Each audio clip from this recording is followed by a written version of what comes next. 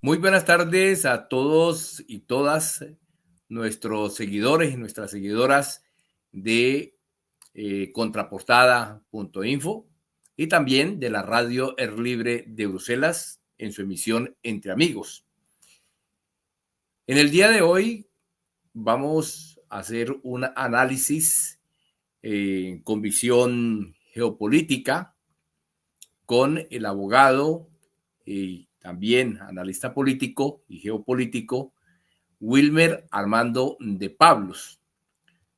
Wilmer Armando de Pablos también ha sido diplomático en Venezuela y pues trabaja en el contexto de la comunicación. En un contexto altamente polarizado, el presidente Nicolás Maduro ha lanzado un mensaje que, aunque suene a utopía, busca establecer un nuevo marco de convivencia política en el país. Durante una reciente reunión con el alto mando político-militar de la Revolución Bolivariana, Maduro instó a la oposición a adoptar un pensamiento político y democrático como respuesta a la crisis que atraviesa Venezuela. Es posible construir puentes en un entorno marcado por la desconfianza y la división. Maduro enfatizó que la polarización es un fenómeno inevitable en la política venezolana. Sin embargo, su propuesta de una polarización constructiva invita a una reflexión profunda sobre cómo los antagonismos pueden convertirse en plataformas para el diálogo y la cooperación. En este sentido, el mandatario sostiene que la confrontación no debería llevar a la destrucción ni a la entrega de la soberanía nacional al imperialismo. No obstante, la situación actual de la oposición, fragmentada y debilitada, complica este panorama, con líderes como María Corina Machado llamando a la abstención y denunciando las tácticas represivas del gobierno. Se plantea la pregunta de si existe voluntad real dentro de la oposición para entablar un diálogo significativo. Para tratar este tema, como les dije, sobre el análisis postelectoral en Venezuela con una visión geopolítica, hemos invitado a el abogado, analista político y geopolítico, diplomático, Wilmer Armando de Pablos. Muy buenas tardes, doctor Wilmer Armando de Pablos. Bienvenido a nuestra emisión. Muchísimas gracias por esta nueva invitación a ti, Hugo René Orejuela, en tu programa de la revista Contraportada, a la que seguimos desde Caracas, Venezuela, por el aporte que haces en esta lucha de la guerra híbrida, que no es más que en el campo de la comunicación y la comunicación que nos compete en estos procesos de transformación profunda, donde sabemos que el monopolio occidental de la desinformación, sus corporaciones, sus laboratorios de guerra sucia y sus anclas simplemente dirigen basados en la mentira, basados en la invisibilización y minimización de la realidad que en el contexto de la política con visión geopolítica nosotros estamos obligados a llegar a la mente de nuestros pueblos. Bueno, aquí estoy una vez más agradecido y saludando a toda tu audiencia. Bueno, Wilmer, pues se dieron elecciones de Asamblea Nacional y también de gobernaciones el pasado domingo en Venezuela, unas elecciones donde el PSV de Venezuela sale bastante fortalecido con el 84% de escaños en la Asamblea Nacional ganados, con una oposición bastante dividida, pero también con un llamado del presidente Nicolás Maduro a establecer, a aprovechar o convertir la polarización en una polarización constructiva, donde se abran los diálogos, donde se pueda dialogar, donde se pueda de pronto limar las asperezas y pues continuar sobre la construcción de una verdadera Venezuela, una Venezuela democrática, un discurso bastante lleno de un contenido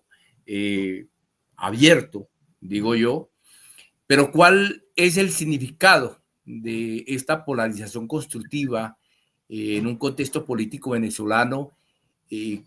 cómo se diferencia de la polarización destructiva? Bueno, en principio no hay otra, no podría ser otro el punto de partida de cara a estas mega elecciones que se celebraron en Venezuela, que aplaudir de pie al pueblo consciente, al pueblo libre, independiente y soberano de Venezuela, del que nos sentimos profundamente orgullosos. Se nos hincha el pecho porque realmente, más allá de la valoración que pudiéramos hacer a la elección parlamentaria o a las elecciones regionales, en el entendido cualitativo y cuantitativo de la misma, tenemos que resaltar el hecho de que Venezuela, su pueblo, triunfó frente al fascismo. Es decir, Venezuela ratifica la misma expresión del 28 de julio del 2024, cuando este pueblo, en la lucha contra el hegemón norteamericano y sus aliados y la ultraderecha venezolana, la ha derrotado nuevamente e impuso la paz. Esto es quizás, en mi opinión personal, el mayor logro de estas mega elecciones, pero también es importante resaltar un elemento al que tú hacías referencia. Venezuela consolida realmente la doctrina y el movimiento del chavismo. El movimiento revolucionario, el gran polo patriótico Simón Bolívar, es decir, el Partido Socialista Unido de Venezuela y sus 12 aliados, han dado una prueba contundente, real, concreta e irrefutable de que el chavismo, que no es más que la doctrina bolivariana, se consolidan en Venezuela. Y tú tocas un elemento muy importante que está referido al llamado del diálogo, al llamado de la nueva política o de hacer realmente política frente a la antipolítica del presidente Nicolás Maduro. Mira, cuando nosotros hacemos la valoración de las elecciones regionales, en las que de las 24 regiones, el movimiento bolivariano, el movimiento chavista, ganó 23 de las 24 regiones. Nos llama poderosamente la atención que es el propio presidente de la República el que felicita a el gobernador del estado Cojedes, la única gobernación que quedó en manos de la oposición, desde el respeto, desde la admiración, y dice el presidente en sus propias palabras, y esto hay que resaltarlo, que esa reelección de ese gobernador responde a la verdadera política. Venezuela requiere de una oposición nacionalista, de una oposición patriótica, de una oposición democrática, y el gobernador del estado Cojedes es el ejemplo de que en Venezuela se puede hacer política en el marco de la democracia a la que tú haces referencia. Por eso es que es muy importante resaltar que esa actuación de ese gobernador ha sido valorada por las bases en su región y por eso fue ratificado. Y el bolivarianismo, el chavismo, no desconocen para nada el triunfo democrático de esta actuación en esta región. Yo pienso que Venezuela requiere con urgencia, Venezuela necesita con urgencia una oposición en el marco de la democracia nacionalista, patriótica y soberana. Como lo apuntaba yo en un comienzo, pues una de las características de estas elecciones fue la fragmentación de la oposición. La oposición sale totalmente dividida. ¿En qué medida esta fragmentación de la oposición influye en la posibilidad de un renacer de la Unión Nacional propuesto por el gobierno. Sí, es evidente, es un hecho público, notorio y comunicacional que la oposición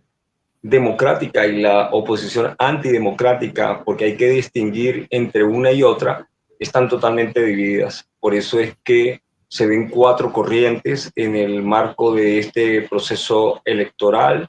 que por supuesto los afectó, pero que ineludiblemente o indefectiblemente pudiéramos decir que es la muerte política de María Corina Machado, de sus aliados antifascistas, en el marco de este proceso. Y esta división afectó en los resultados de esta oposición que no fue capaz de llevar candidatos únicos,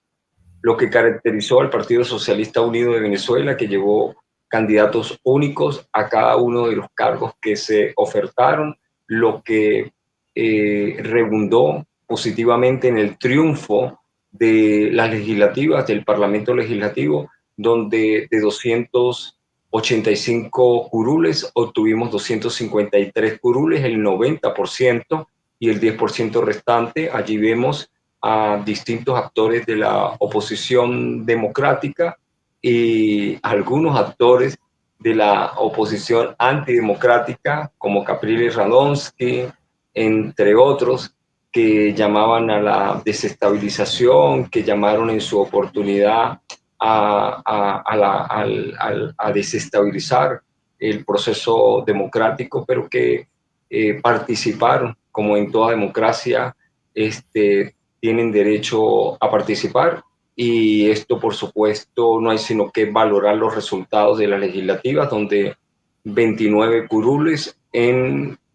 contraposición con 253 curules. Realmente el triunfo de la revolución es tremendo y el fracaso de la oposición estrepitoso. Pero además, como lo acabamos de decir, de las 24 gobernaciones, ganamos 23 gobernaciones, y esto tiene una lectura definitivamente que evidencia el fracaso de esa oposición en este país. Precisamente, hablando siguiendo con este tema de la oposición, María Corina Machado, que pues, es una de las grandes opositoras, ella salió prácticamente a arengar en la oposición como una estrategia de hacer una desobediencia civil, que el electorado no acudiera a las urnas. ¿Cuál sería el impacto que tiene este llamado en el futuro de la política de Venezuela? Sí, María Corina Machado llamó a la abstención en estas elecciones, pero aunque ellos trataron de imponer el relato de la abstención y decir que la abstención había triunfado en el proceso que acabamos de vivir el 25 de mayo, realmente los resultados, los números y las estadísticas son tan contundentes que no pudieron sostener el relato más de 24 horas. Es decir, el día de las elecciones y al día siguiente trataron de imponer la matriz a nivel mundial, pero esto se cayó por su propio peso. Primero, porque el Consejo Nacional Electoral garantizó un proceso impecable, un proceso que a todas luces garantizó la expresión genuina y soberana de nuestro pueblo. Pero además de esto, las fuerzas armadas venezolanas acompañaron todo el proceso, y no hubo hechos que lamentar y eventos que mencionar en relación con el proceso. Pero es que además de eso, la participación del pueblo de Venezuela fue sumamente disciplinada. Los centros de votación a nivel nacional tuvieron una afluencia organizada, disciplinada y contundente, ¿no? Y además que el sistema electrónico venezolano o automatizado, catalogado por el propio Centro Jimmy Carter como el más transparente y moderno del mundo. Garantizaba que el proceso en lo que nosotros llamamos la herradura, es la presentación de la cédula, donde colocas tu huella, el sistema te abre la pantalla para que tú elijas, sufragues, luego te despide el papelito, lo llevas a la urna y luego firmas y colocas la huella como señal de que participaste en el proceso. Realmente es tan rápido y tan expedito que cualquier persona entraba y salía de los centros y entendía por qué no había esa conglomeración que hubo en otros procesos, porque es que realmente el proceso es muy, muy rápido, es automatizado, es muy eficiente, y esto permitió que los resultados que en esta oportunidad fueron emitidos en ese primer boletín a las 11:30 de la noche fueran resultados contundentes, con tendencia irreversible, y por eso es que vimos este proceso impecable en Venezuela este 25 de mayo. Hay dos cosas. Yo me refiero a la información que está saliendo por fuera de Venezuela. La prensa internacional está hablando sobre que hubo una participación del 42%, una participación relativamente baja. Y la otra situación que se está hablando a la prensa internacional es cuestionando, entre comillas, el aval del Consejo Nacional Electoral a esta elección, precisamente por la mala imagen que estos mismos medios corporativos le hicieron en las pasadas elecciones presidenciales. ¿Cómo está el tema de confianza de la gente, del electorado venezolano dentro de Venezuela hacia el Consejo Nacional Electoral? Sí, lo primero que hay que rescatar, de acuerdo a tu planteamiento, es que el histórico de las elecciones regionales en Venezuela oscilan entre un 43 y un 45%. La participación en Venezuela en este proceso electoral fue del 42,63%, es decir, nada lejos, nada distante, y por eso es que el relato de la abstención referido a las elecciones regionales se cae de inmediato. Pero además, si nosotros miramos el histórico de participación de las elecciones legislativas, que también se sumaron, por eso es que se llaman mega elecciones, porque fueron legislativas y regionales al mismo tiempo, la participación oscila entre un 45 y un 48%, y estamos diciendo que la participación fue del 42,63%. Es decir, que el evento electoral referido a las legislativas y el evento electoral referido a las regionales, que se celebró en un mismo acto, por eso se llaman mega elecciones, no dista del histórico, y por lo tanto ese relato de la abstención a nivel nacional e internacional no tiene soporte, se cae por sí mismo, porque los resultados son más que contundentes. Ahora bien, la intención de imponer el relato de la abstención por parte de la ultraderecha, específicamente por María Corina Machado, es porque, de no haber llamado a la abstención, de haber llamado a la participación, eso evidenciaría la mentira impuesta por los medios en el relato de las elecciones del 28 de julio del 2024. ¿Por qué? Porque para nadie es un secreto que las famosas actas fue un argumento falaz, un argumento mentiroso, ¿sí? Que se les cayó con el tiempo, y por eso es que hoy ni siquiera se mencionan las actas como un elemento de verificación en este proceso electoral, porque es que las actas nunca han sido un instrumento para validar ningún proceso electoral en Venezuela, porque el elemento conforme a la ley son los informes, o mejor dicho, los boletines presentados por el Consejo Nacional Electoral el mismo día de las elecciones o al día siguiente, el complemento de ese boletín. Y aquí, sin lugar a dudas, el proceso fue impecable, con resultados transparentes que además ratifican en el colectivo de este país. Sabes que en Venezuela, en 26 años de revolución, se han celebrado 32 procesos electorales. Este es el 32º proceso electoral, de los cuales la revolución perdió 2 en el año 2007 y en el año 2015, y las reconoció de inmediato. El primer medio adverso al proyecto de la revolución, la BBC de inmediato hace referencia al proceso de Venezuela, electoral en Venezuela, y además no le queda otra que replicar la verdad de lo que acababa de ocurrir en Venezuela. No pudieron, bajo ningún argumento en el hecho comunicacional, soportar el falso relato de la abstención por más de 24 horas. Se está hablando por parte del gobierno de una comunicación, que se abran las puertas a la comunicación, al diálogo. Habría que replantear algunos cambios estructurales dentro del chavismo para facilitar esta comunicación efectiva con la oposición. Bueno, realmente si nosotros atendemos la actuación congruente del presidente de la República desde hace 11 años, cuando tuvo que asumir frente a la partida física del comandante Hugo Chávez, nosotros podemos inferir que su verbo respetuoso, sincero y congruente ha llamado siempre a la participación, al diálogo como herramienta política fundamental,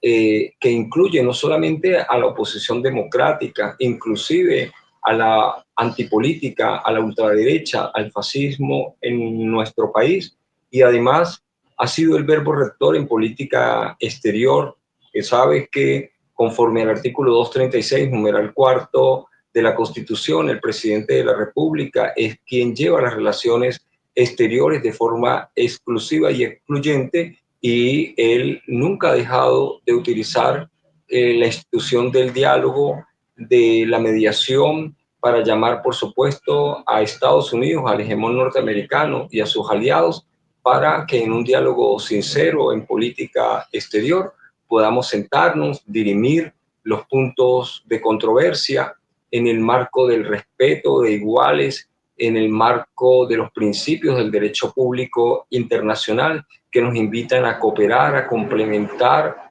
en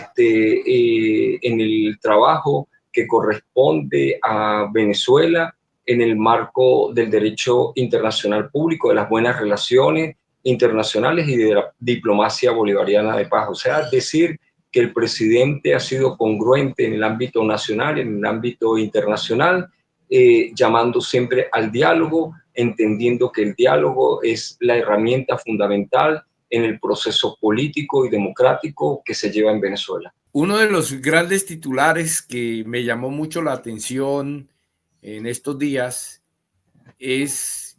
la oposición pierde las elecciones legislativas después de una campaña represiva por parte del gobierno, donde hubo detenciones a opositores significativos, y pues dan este argumento como elemento principal de la pérdida de la oposición. ¿Qué fue lo que pasó en este contexto? Porque pues sí, hubo algunas detenciones allá en Venezuela. ¿Cuál es el contexto verdadero de lo que pasó en Venezuela?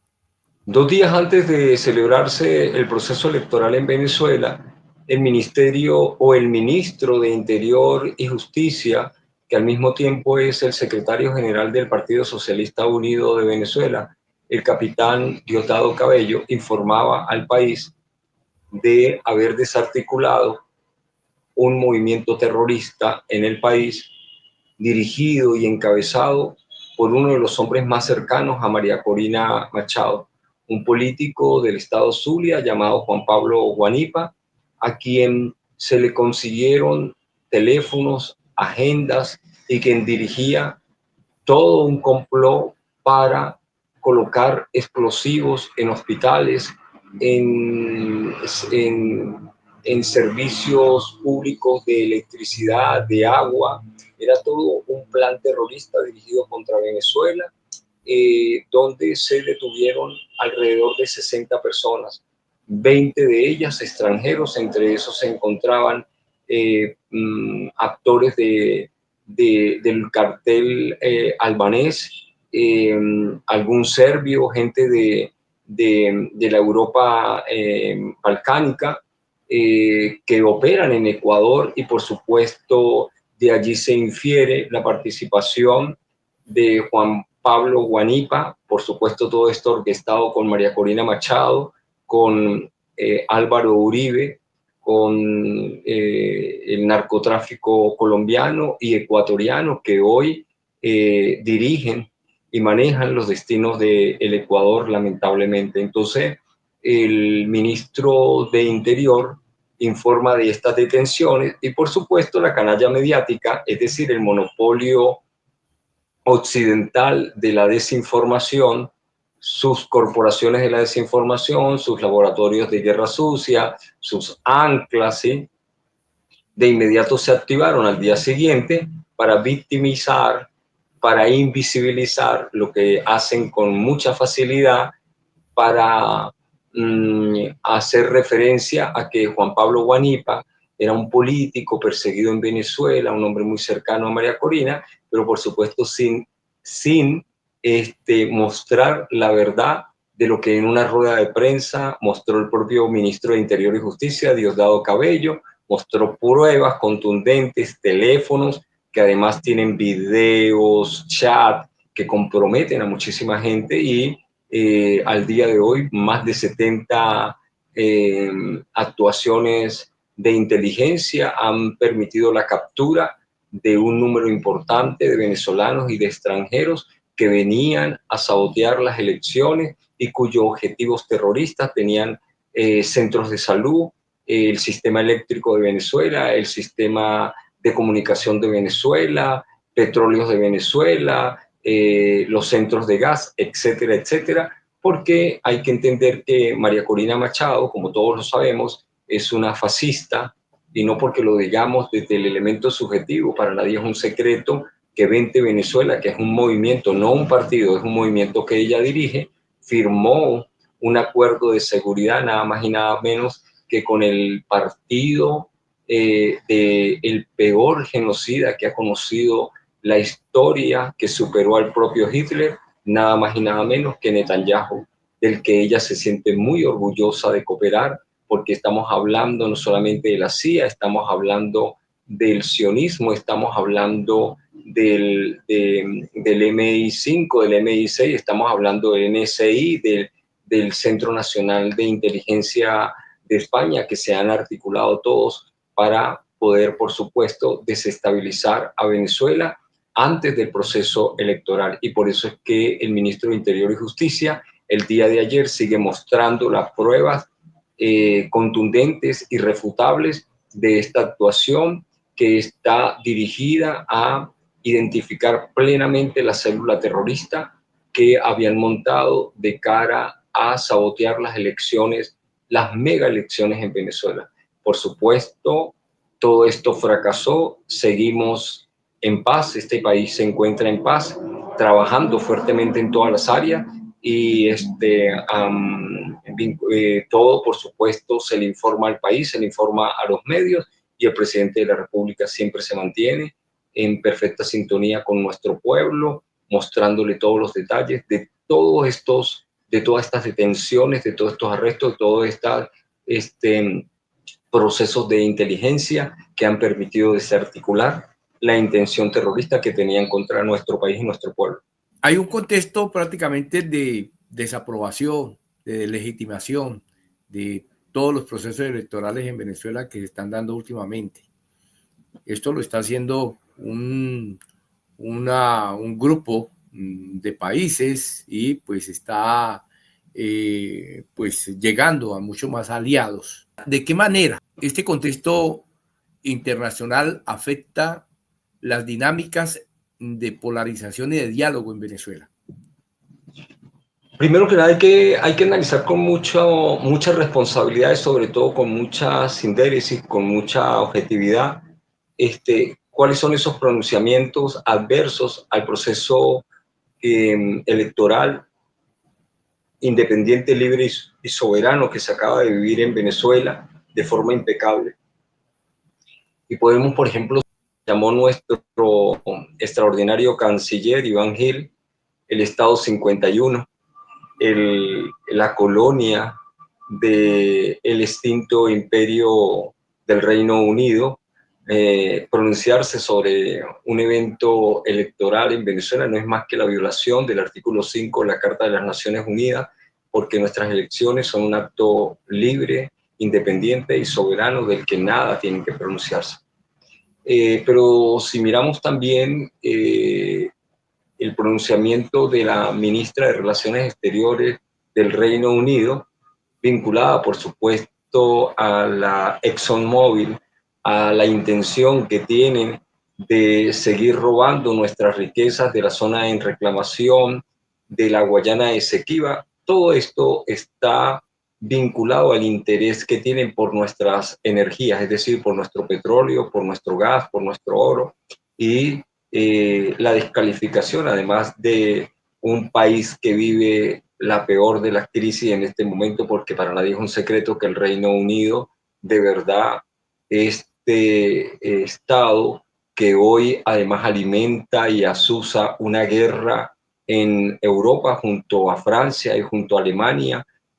contra nuestros hermanos y aliados de la Federación Rusa, utilizando, por supuesto, como excusa a Ucrania, al nivel que se han atrevido a levantar el límite de las armas, porque están interesados en generar y seguir aupando la guerra en ese país. Tenemos que recordar que el Reino Unido ha sido siempre un pirata, un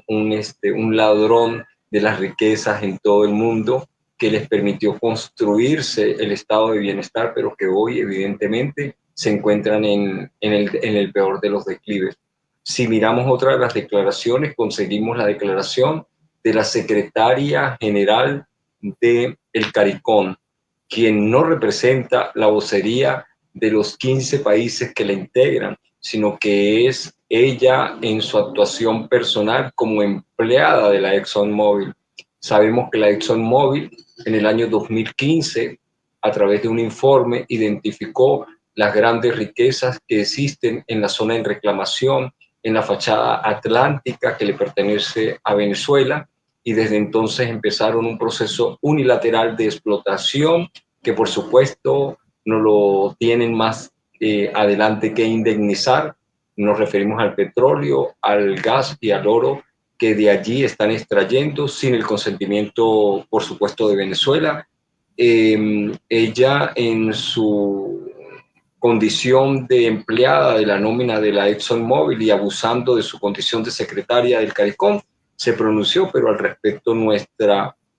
vicepresidenta Delcy Rodríguez salió al paso y les recordó que la Guayana Esequiba, que la zona en reclamación, que por cierto acabamos de elegir al gobernador del estado número 24 del país por mandato de la consulta constitucional que se hiciera el 3 de diciembre del año pasado, un mandato constitucional de nuestro pueblo, a haber elegido el gobernador de este estado, que también lo ganó la revolución por un número superior al 90%. Y si seguimos analizando los pronunciamientos como el infame pronunciamiento del dictador ucraniano Zelensky, que de verdad el fascismo y estos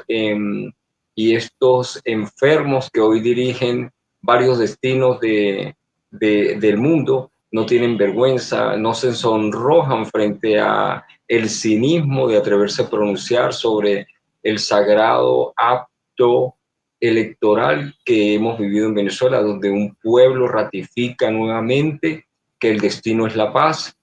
que Venezuela es libre, que Venezuela es independiente, que Venezuela es soberana, que Venezuela jamás volverá a ser colonia o neocolonia de gobierno alguno, que es lo que caracteriza la actuación de todos estos pronunciamientos. Cuando vas a la fuente, Hugo, y amigos que nos oyen, cuando vas al origen de estos pronunciamientos, todo termina en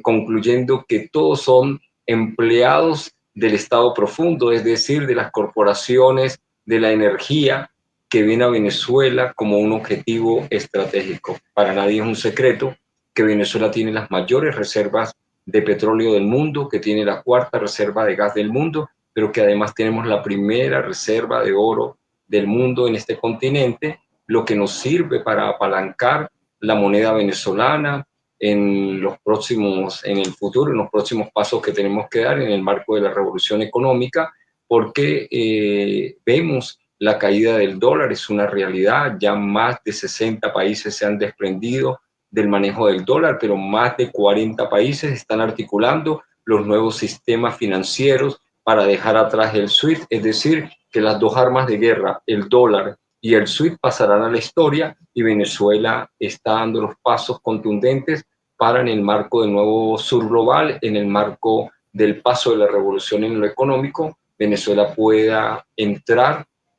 con su moneda muy fuerte y con un sistema que permita acoplar la actuación del sistema financiero, lo que permitirá, por supuesto, seguir trayendo inversión a nuestro país. Están llegando cualquier cantidad de empresas a nuestro país que se convierten en empresas mixtas. La industria petrolera, por ejemplo, sigue fuerte. Todos los campos en Venezuela, incluyendo los campos asignados a la Chevron, se encuentran funcionando en perfecta sintonía. El tema de las licencias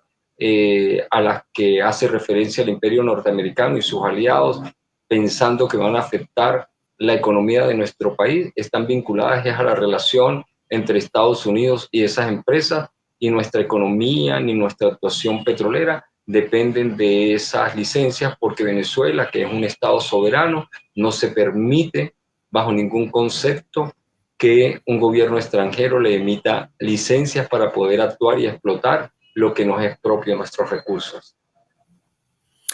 Precisamente una de las novedades que hubo en estas elecciones, que tú lo has mencionado, es la elección del gobernador de la Guyana Esequiba. Ya hay pronunciamientos por parte del gobernador de la Guyana en cuanto a que no va a permitir pues que usurpen, dice él, que usurpen su gobernanza dentro de la Guyana. Prácticamente esto ya es un anuncio como de más conflictos con Venezuela. ¿Cuál es el plan B de Venezuela en este momento para zafarse de ese conflicto de la Guyana y que pues este gobernador elegido pueda asumir sus funciones tranquilamente? Bueno, realmente una vez proclamado por el Consejo Nacional Electoral y entregadas las credenciales a los gobernadores, ellos entran en función de forma inmediata. Es decir, que la gobernación del estado de la Guayana Esequiba ya es una realidad, porque además fue votada por más del 90% de la población que pisa el suelo de la Guayana Esequiba. Es importante resaltar que el gobierno de la Guyana, el gobierno de la República Cooperativa de Guyana, como es que realmente se denomina, amenazó a sus connacionales que pisan suelo del territorio de la Guayana Esequiba, es decir, de nuestro estado, de encarcelarlos, de perseguirlos, si se expresaban a través de el voto electoral. La gran mayoría de ese pueblo tiene la cédula venezolana, aman y reconocen a Venezuela como un vecino,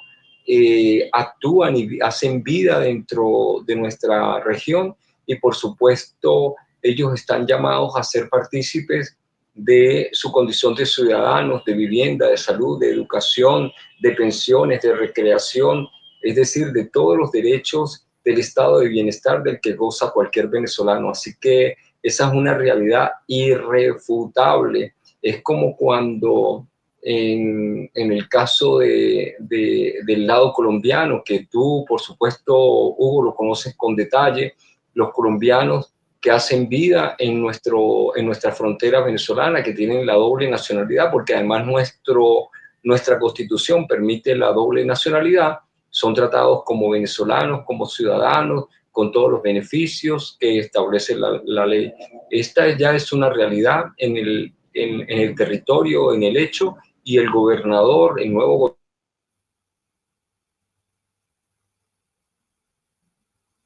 pueblo, y por nuestros connacionales, se encuentra en ejercicio pleno en el resguardo de la soberanía de nuestro territorio continental y haciendo lo que le corresponde desde el punto de vista de las políticas públicas que están dirigidas allá con el acompañamiento, por supuesto, del presidente de la República, de todo el gabinete ministerial, para el fortalecimiento, para el desarrollo de esta región tan importante para Venezuela. Hablemos de esas sanciones que la oposición ha upado a los Estados Unidos para que pues se pongan en contra nuevamente de Venezuela. Al principio Donald Trump de pronto abrió un corto diálogo con Caracas, pero luego vino una arremetida fuerte con sanciones impositivas, más de las 1000 que en este momento tiene Venezuela, con impuestos a los países y a las empresas que negocian el petróleo con Venezuela. En este contexto, ¿cómo está Venezuela? Porque pues esto prácticamente pauperiza mucho más la economía allá en Venezuela. Primero, todo análisis, Hugo, análisis estructural con visión geopolítica, tiene dos elementos fundamentales, el elemento histórico y el elemento geográfico. Y hago referencia a esto porque lo primero que tenemos que recordar con nuestros usuarios, con tus seguidores en este extraordinario programa, es que Chávez hizo la revolución política y la revolución social. Y me permito hacer referencia al tema de la revolución política, a lo interno y a lo externo. A lo interno, Chávez hizo que el pueblo despertara y se apropiara del hecho político. Por eso es que nuestro pueblo, por propio mandato de la Constitución, de la novísima Constitución venezolana, es partícipe y protagonista de todo el hecho político. Por eso es que no hay posibilidad de que en Venezuela se pueda hacer y desarrollar políticas públicas sin el acompañamiento y el visto bueno de nuestro pueblo. Eso es lo que se llama revolución política a lo interno. Pero también Chávez hizo la revolución política a lo externo cuando acabó con la única relación en el ámbito exterior que teníamos solo con Estados Unidos, y se planteó una gira de 80 días que conectó a Venezuela desde ese entonces con el África, con el Medio Oriente, con Eurasia, con Rusia, con China, con la India y con toda Europa. Es decir, Chávez creó las condiciones de lo que él visualizó como el nacimiento de lo que hoy vemos que es el mundo multipolar y pluricéntrico que hoy se está concretando, y hemos visto que el día de ayer se lanzó por primera vez una estructura del derecho internacional público desde el sur global, en la que Venezuela forma parte ahora de la Organización Internacional de Mediación, que te puedo decir en el argot popular, es una puñalada para el imperio norteamericano y sus aliados, porque ahora tenemos una nueva estructura de mediación y de negociación, entendiendo que Naciones Unidas se encuentra totalmente desprestigiada y, como lo dijo el presidente Chávez, o se refunda o tiene que desaparecer. Y ya vemos el nacimiento de esta nueva estructura del orden internacional público desde el sur global, y esto hay que aplaudirlo. Y cuando hago referencia a la revolución política a lo interno y a la revolución política a lo externo, no puedo dejar de, por supuesto, hacer mención al hecho histórico. Pero además de esto es importante recordar que Chávez también hizo la revolución social cuando se apropió del Producto Interno Bruto que estaba en manos de la oligarquía local y de las transnacionales, y convirtió todos esos recursos en misiones misiones y grandes misiones en beneficio de nuestro pueblo. Misiones de educación, misiones de salud, misión de vivienda, misión de recreación, misión de pensiones, que despertaron el alerta en el año 2012, cuando los indicadores sociales dirigidos a Venezuela rebasaban ya las metas del 2030, y es por esa razón que Barack Hussein Obama dicta aquel infame decreto que abre las puertas a el gobierno de Donald Trump y al fascismo en nuestro país para las mencionadas medidas coercitivas unilaterales a las que tú haces referencia. Efectivamente, esas medidas superan más de 1000 en Venezuela y más de 20.000 en Rusia. Pero vale decir que el Banco Mundial, el Fondo Monetario Internacional y la propia Comisión Económica para América Latina, conocida como la CEPAL, señalan que Venezuela tiene 16 trimestres de crecimiento. Y si nosotros hacemos un análisis objetivo en lo que ha sucedido en la República Federativa en Rusia, el crecimiento de esa economía,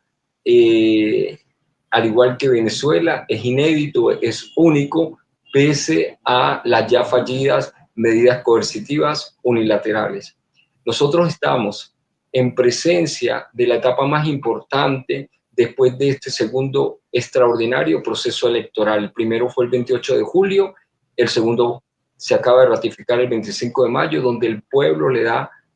dos mandatos fundamentales al presidente. Primero, garantizar la paz. Venezuela está en paz y Venezuela, la paz de Venezuela es la paz del sur de América, la paz de América Latina, que ha sido catalogada como una región de paz y no podemos permitir bajo ningún concepto que el imperio norteamericano, a través del ala guerrerista, imponga el terror en esta región. Y el segundo de los mandatos está vinculado no a la revolución política que hizo Chávez, no a la revolución social que hizo Chávez, sino al mandato de la revolución en lo económico. No hay revolución posible sin la revolución económica, porque es realmente el choque de los dos modelos, y el modelo venezolano está llamado a este gran paso de la revolución económica, que no puede llevarse a cabo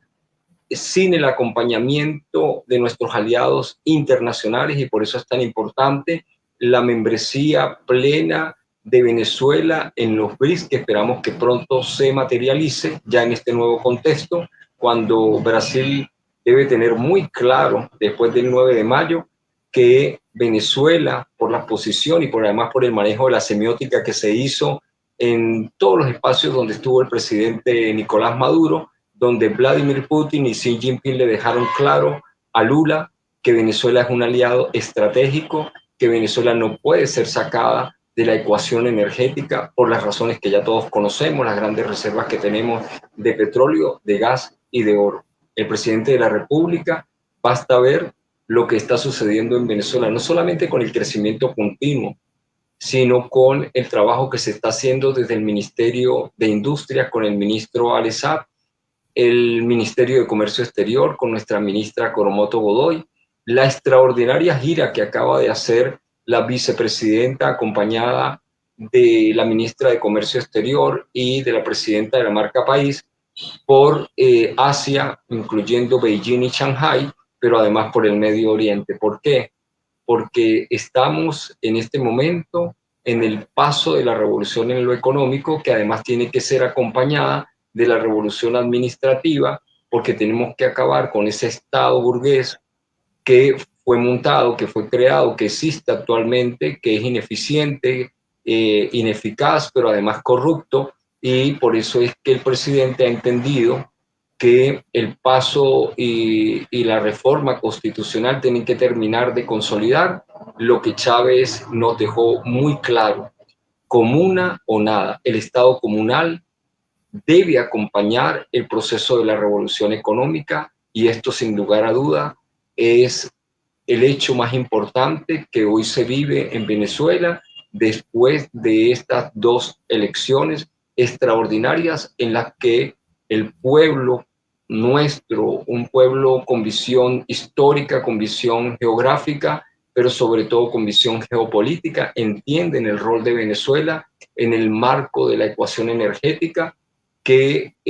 Venezuela representa para el nuevo sur global, es decir, para más de 20 países que hoy forman parte del BRICS, y por supuesto en la transformación profunda de los mecanismos monetarios y de los mecanismos financieros que permitan el comportamiento normal de un comercio y de unas finanzas de forma natural, que le permita al gobierno el cumplimiento de las políticas públicas a lo interno. Bueno, Wilmer,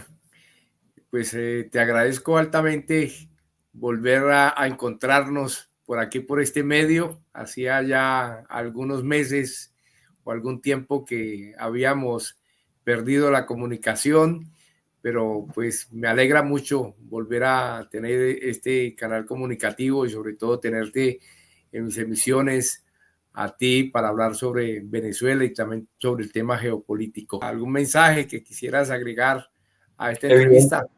Evidentemente, Hugo, agradecerte a ti por este espacio, porque definitivamente la guerra más fuerte es la guerra híbrida que conocemos como de cuarta, de quinta generación, que está dirigida al inconsciente colectivo, donde el monopolio de la desinformación occidental busca manipular a través de la mentira, invisibilizar a través de la mentira, minimizar a través de la mentira la mente del colectivo para lograr mantener su status quo. El trabajo que tú haces, que hacemos desde la comunicación política con visión geopolítica, es el arma más poderosa que tenemos contra el hegemón norteamericano, contra sus aliados, porque el mundo unipolar se encuentra en declive. Estamos viendo después de 2 siglos y cuarto, y la historia nos muestra que nunca supera 2 siglos y medio, es decir, que para mediados del 2050, 30, antes, este imperio, el último imperio sobre la faz de la Tierra, que es el imperio norteamericano, se encuentra en la peor de sus fases, por eso es tan peligroso y por eso es que Venezuela siempre está atento junto a sus aliados, el pueblo, las Fuerzas Armadas y nuestra milicia bolivariana y el propio gobierno, siempre atentos de cualquier jugada en el ámbito militar, porque somos el objetivo estratégico de Estados Unidos, que no tiene reservas petroleras, que las agotó con Ucrania, que tiene todo un conflicto en el Medio Oriente, que no tiene un aliado como Rusia, y por supuesto nosotros somos estratégicamente la reserva más importante de petróleo, de gas y de oro para el hegemón norteamericano. Pero lo dijo una vez Chávez, nuestras riquezas son para el sur global, para el nuevo orden mundial, para la paz. Nuestras reservas jamás volverán a caer en manos del hegemón norteamericano y mucho menos para la guerra. Muchísimas gracias por la invitación, a ti y mi respeto a todos los usuarios de este programa. Bueno, muchas gracias.